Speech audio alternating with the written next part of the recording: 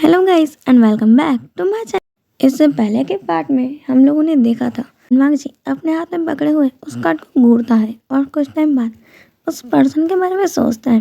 हनुमान जी को जानना था कि ये कौन है और हनुमान जी अब उस कार्ड को टेबल पर रख देता है, मिरर के सामने जाता है और पेज को टच करके इधर उधर एंगल से देखने लगता है।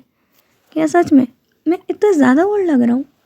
मेरी एज अभी इतनी तो है भी नहीं। उसने मुझे अंकल कहा और सॉन्ग को हैंडसम। लनवांग जी अब उससे मिलना चाहता था। वो अपनी मीटिंग कंप्लीट करने के बाद अब लोटस कैफ़े की तरफ निकल जाता है। वहाँ लोटस कैफ़े में पहुँचने के बाद वो देखता है यहाँ पे बहुत सारे वेटर्स काम कर रहे हैं और उनमें से वो एक के पास जाता है, कुछ पैसे रखता है और वहाँ पे पूछता है कि आज लैंड कंपनी में इस टाइम पे डिलीवरी करने के लिए कौन आया था। वहाँ पे वो पर्सन और कोई नहीं वी था। वी पहले लनवांग जी को घूरता है और कहता है कि इस समय तो वहाँ पे मुझे नहीं पता है। वो ऐसा कह देता है क्योंकि पीछे से जेहू उसे पिंच कर रहा था और जेहू अब आगे आता है और लनवांग जी को ग्रीट करता है। सॉरी मिस्टर, मैंने आपको पे तो कर दिया था और मेरे फ्रेंड की तरफ से हम माफ़ी मांगते हैं और हम ऐसे किसी की भी पर्सनल इन्फॉर्मेशन सही किसी भी स्ट्रेंजर्स को नहीं दे सकते हैं। लैंडमार्क जी कहता है ओके। लैंडमार्क जी कुछ टाइम तक वहाँ वेट करता है कि शायद उसे वो पर्सन दिख जाए, पर दिखता ही नहीं है। अब लैंडमार्क जी अब वहाँ से निकल जाता है और रोड क्रॉस करके अपनी कार की तरफ जा रहा था। तब वो देखता है कि उसके कार के पीछे कोई पर्सन किसी चीज़ को कह रहा है, ओ तुम कितनी क्यूट हो, आई वॉन्ट टू किस यू, काश मैं तुम्हें किस कर सकता, क्या मैं तुम्हें किस कर लूँ। ऐसे कहते हुए वो उसे किस कर लेता है। वहाँ लैंडमार्क जी सोच रहा था ये कौन से कपल उसके कार के पीछे क्या कर रहे हैं। लैंडमार्क जी अब अपनी कार के पीछे जाता है तो वो देखता है इस पर्सन का वेट वो इतने टाइम से वहाँ कर रहा है उस कैफ़े के अंदर, वो उसके कार के पीछे है और वह किटन को किस कर रहा था। लैंडमार्क जी को तो कुछ और ही लगा। वहाँ पे बेहोशान उस किटन के साथ खेल रहा था। लैंडमार्क जी अपने कार से टिक के बस बेहोशान को देखे जा रहा था और बेहोशान जब अपने ऊपर किसी की आंखें फेल करता है तो वो ऊपर देखता है और कहता है ओ अंकल आप यहाँ कैसे। लैंडमार्क जी जो अभी उन ख्यालों में बिजी था, जो वो नहीं जानता, बस वो हंस रहा था, बहुत प्यार से स्माइल कर रहा था। वो उसकी स्माइल अब गायब हो जाती है और कहता है यू नॉटी चाइल्ड, तुम्हें मैं कहाँ से अंकल लगता हूँ।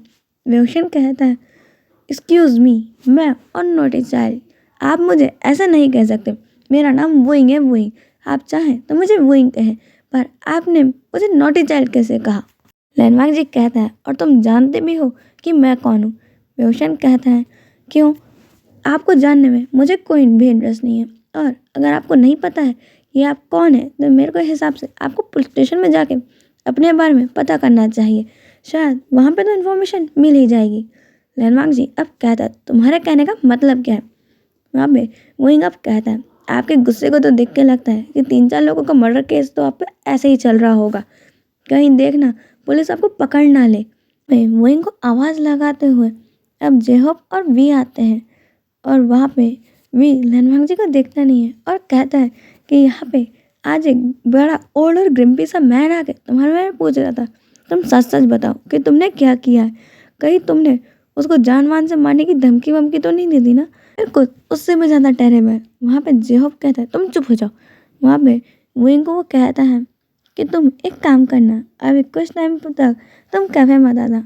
बट विंग कहता है कहीं वो ओल्ड ग्रम्पी मैन यही तो नहीं, और वो फिंगर पॉइंट करता है। लैंडमार्क जी उन दोनों को भी घूर रहा था और उनकी लैंडमार्क जी की ग्लेयर देख के वो दोनों तो बेचारे डर ही जाते हैं और जेहॉप चुपचाप से हाँ में सर हिलाता है। वहाँ पे लैंडमार्क जी कहता है तुम सबको क्या बिल्कुल भी अकल नहीं है कि अपने सीनियर से कैसी बात करनी चाहिए, और मैं लैंड कंपनी का हायर हूँ, मैं लैंड कंपनी का सीईओ हूँ, क्या तुम्हें सीईओ से बात करने की बिल्कुल तमीज़ नहीं है। बेहोशन कहता है क्यों, मैं सपने में आएगा कि तुम लैंड कंपनी के सीईओ या फिर तुमने अपने सर में टैटू बना के रखा हुआ है। लैंडमार्क जी कहता है वैसे भी मुझे सब जानता है, ऐसा कौन ही होगा जो मुझे नहीं जानता। बेहोशन कहता है कि मैं नहीं जानता तुम कौन हो, मेरे को तो लग रहा था कि तुम कोई क्रिमिनल हो, मुझे क्या मालूम था तुम सीईओ हो। मुझे सी हो तो वो हैंडसम मैन लग रहा था, वैसे कौन था वो। लैंडमार्क जी कहता है वो मेरा सेक्रेटरी है। लैंडमार्क जी कहता है जो तुमने सुबह मेरा इतना कीमती टाइम बर्बाद किया है उसके लिए तुम्हें मुझसे सॉरी कहना पड़ेगा। तो चलो अब जल्दी से सॉरी कहो और नॉटी चाइल्ड अब तुम यहाँ से जाओ। हमें विभूषण कहता है एक्सक्यूज़ मी ओल्ड मैन, मैं आपको सॉरी नहीं कहूँगा। एंड अंकल अगर आपको सॉरी सुनना ही है तो आई थिंक ये आपको बहुत मेहनत करनी पड़ेगी। ऐसा कह के उन्होंने बाइक करके अब वहाँ से चला जाता है। लैनवांग जी को बहुत गुस्सा आ रहा था कि बार बार उसे अंकल और ओल्ड मैन कह रहा है। और लैनवांग जी अपने कार में बैठता है और अपने घर के लिए निकल जाता है।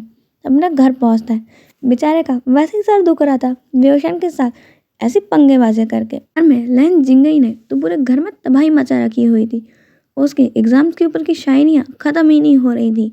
एग्जाम्स क्या आए उसने तो पूरे घर को सर पे उठा लिया है। पढ़ना उसे था ही नहीं, बस एग्जाम्स के ऊपर शायरियों पे शायरियाँ कहे जा रहा था। ऐसा लगता है एग्जाम्स का मौसम आते ही उसके अंदर शायरियों का भूत आ जाता है।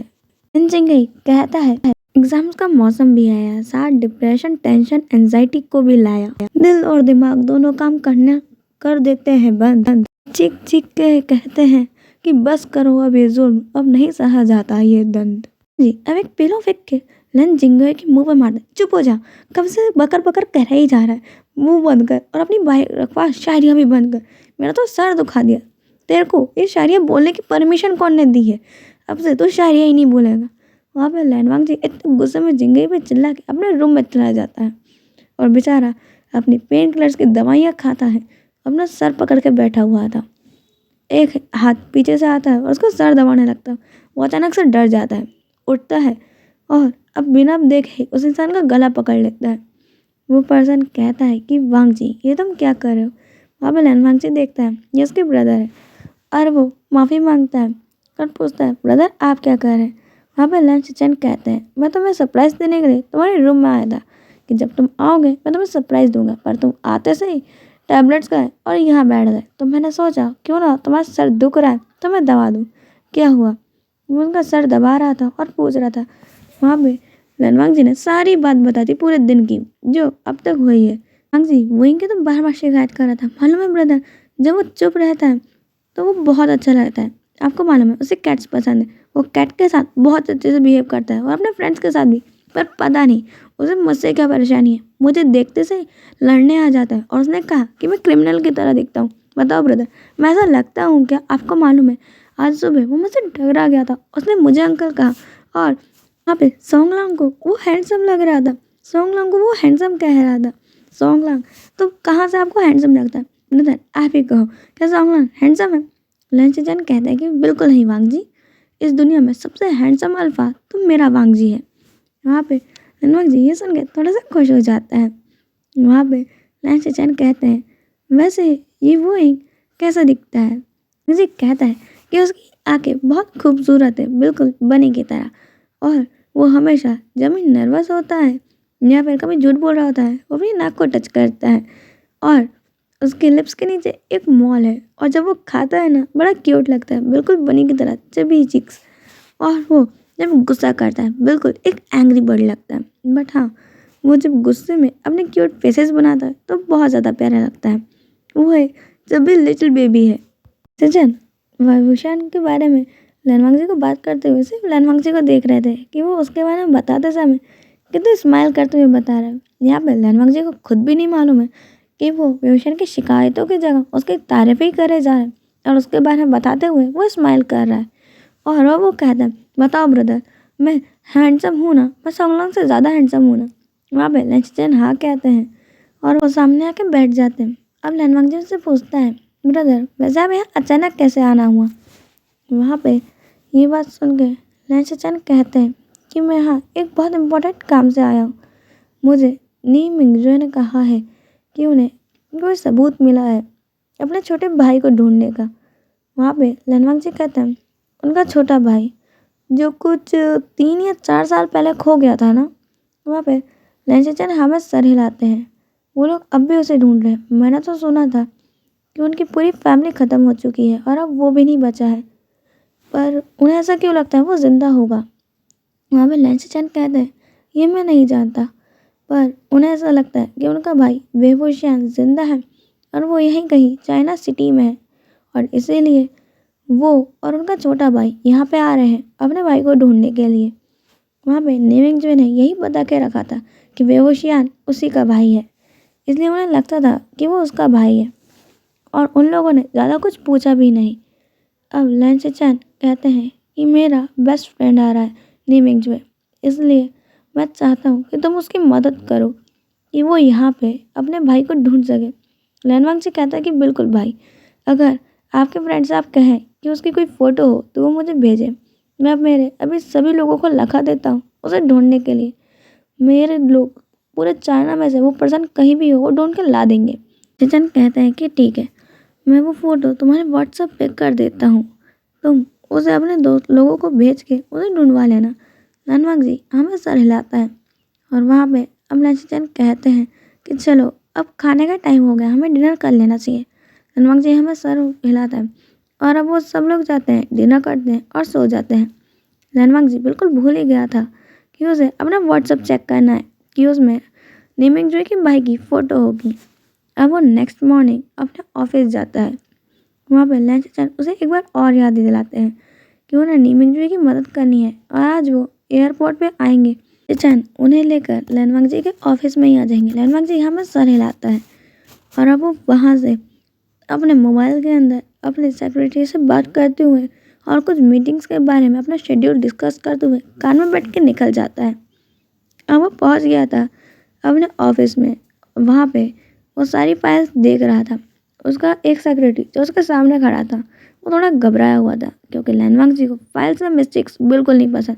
वो एक छोटी सी छोटी मिस्टेक पे सब पे चिल्लाता है और इसी तरीके से वहाँ पे एक नए एम्प्लॉय ने एक वर्ड की स्पेलिंग मिस्टेक कर दी थी और एक जगह गलत कैलकुलेशन कर लिया था।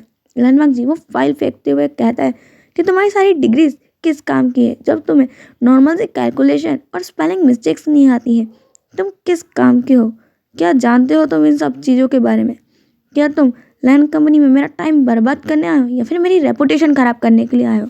तुम्हें करना है तो काम ढंग से करो, वरना तुम यहाँ से जा भी सकते हो। मैं तुम्हें सिर्फ लास्ट चांस दे रहा हूँ क्योंकि तुम एक न्यू एम्प्लॉय हो। लैन जी की इतनी भयानक डांट सुन के एम्प्लॉय बिल्कुल काँप चुका था और वो सेक्रेटरी उस एम्प्लॉय को बोलता है कि कोई बात नहीं।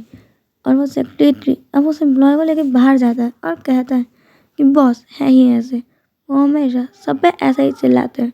तुम न्यू एम्प्लॉय हो इसलिए फायर होने से बच गए, वरना इससे पहले भी सर ने काफ़ी ज़्यादा सेक्रेटरी और एम्प्लॉयज़ को ऐसे ही फायर किया है इतनी छोटी मिस्टेक्स के लिए। इसलिए अगली बार ध्यान रखना। और तुम आज 5 मिनट लेट थे तो अगली बार से टाइम का ख्याल रखो।